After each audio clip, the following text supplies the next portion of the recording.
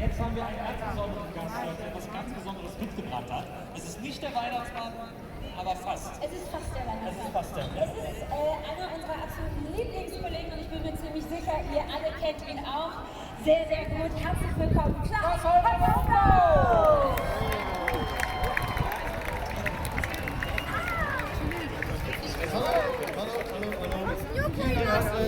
Vielen Dank, Nils. Sehr gerne. Ja, und vielen Dank an euch alle, die ihr hier alle seid, die Sie alle hier heute gekommen sind. Ich kann nicht bis zum Schluss schauen, aber es sind, glaube ich, wirklich einige mehr als angekündigt wurden und das ist ein schönes Zeichen. Also erstmal herzlichen Dank, dass alle tatsächlich da sind und ich habe gleich die Gelegenheit, etwas zu machen, was man wahrscheinlich so gar nicht erwartet in diesen Tagen.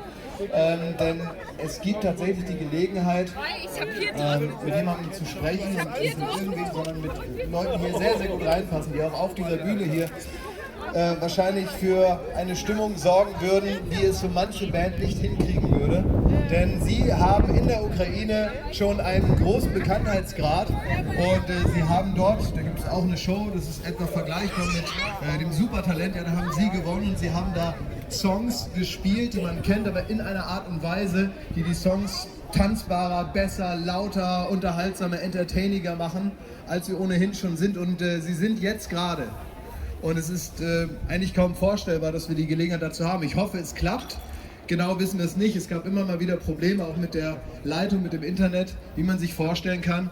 Es gibt eine Schalte und ich habe jetzt die Gelegenheit, mit Ihnen zu sprechen. Sie sind jetzt gerade in einem Bunker unter der Stadt Charkiw und die Band und die Menschen, die wir jetzt hier gleich begrüßen werden, ja, es ist Selo Iludi. Großen Applaus! Und dieser Applaus kommt direkt an in der Ukraine in dieser Sekunde. Hello, this is Berlin. Can you hear me?